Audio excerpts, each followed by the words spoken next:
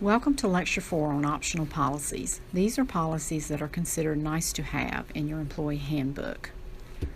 So now let's take a look at these optional policies and get started. The first policy that will be discussed is the job description. Job descriptions exist for all regular staff positions and summarize typical duties and responsibilities as well as minimum hiring qualifications, including required education, experience level, and licensure certifications, if applicable. This next policy deals with temporary employees. Temporary employees fill one-time positions whose skills will not be needed on a continuous basis. Appointment of temporary staff is made by signing a contract that specifies the terms and conditions. Temporary staff are not entitled to overtime or any other benefits. Another optional policy is the bereavement leave policy. A company typically provides between 3 to 5 days off with pay to staff to handle matters related to a death in the family. The amount of time provided is based on the relationship to the family member. If your company offers benefits, you may have a core benefits overview policy that states usually a company's overall benefit program is comprehensive and economic. They offer an array of core benefits such as medical insurance, paid time off, and retirement.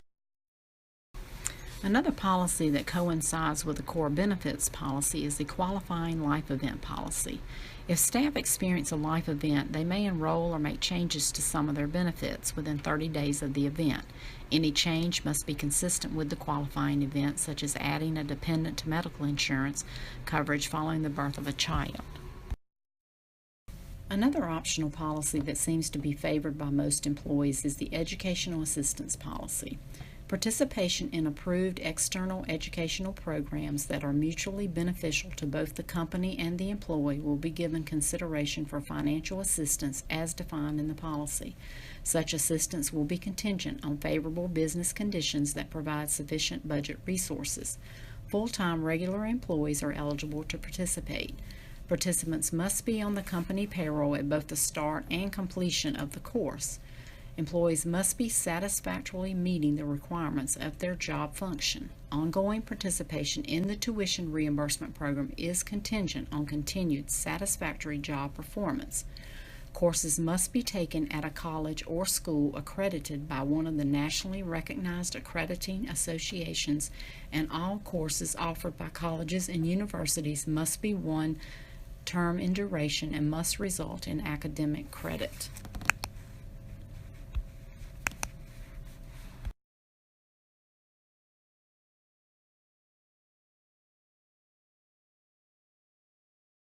Nepotism policy.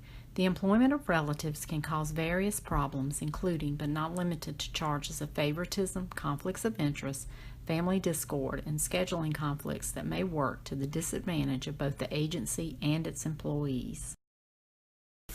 Employee and visitor parking. Employee parking lots are located away from entrances and exits. The company requires the purchase and use of parking stickers for employees and visitors to be displayed at all times when on company property. Non-solicitation guidelines. For reasons of safety and privacy, staff are prohibited from soliciting for any outside activity or organization during work time unless the solicitation is approved by the company. Solicitation is defined as any verbal or written communication, raffle tickets, for sale merchandise, email distributions, circulars, handbills, or other kinds of literature. Work schedule policy. The work schedule policy states what days of the week the company operates and what their business hours of operation are. Supervisors will inform their employees of their individual work schedules, keeping in mind that operational demands may necessitate changes in their work schedules. Severe weather and emergency conditions policy. It is the responsibility of each employee to adequately prepare to be able to get to work during time of severe weather. Severe weather is defined as follows: snow and ice, flood, rain, or tornado damage which significantly impedes the normal flow of traffic. Heavy rains unaccompanied by flooding or low temperatures unaccompanied by snow and or ice do not constitute severe weather. Voluntary and involuntary resignation policy. For staff to leave in good standing, they must give a written notice of resignation of at least 2 weeks' notice. Some companies require a 30-day notice. Staff who do not provide sufficient notice are not recommended for rehire. After appropriate counseling and corrective action, staff unable to meet the established standards of performance and conduct for their positions may be terminated. The termination process must be fully and properly documented. Reduction in force policy. On occasion, economic or operational factors require a reduction in a department company's workforce. Where possible, the company first attempts to redeploy eligible staff into comparable positions in which they meet position requirements. If redeployment is not possible, the company will begin the layoff process.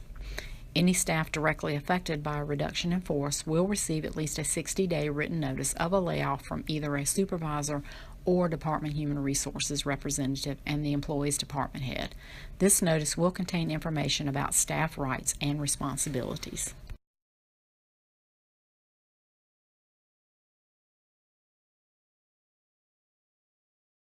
Confidentiality agreement. Many company staff have access to proprietary and/or confidential information. Any such information, whether it be verbal, written, faxed, photographic, or electronic, is considered as privileged and should be maintained in such a way that its privacy and safety are ensured. Furthermore, work-related information should not be discussed in open areas such as hallways, elevators, lobbies, break rooms, or cafeterias.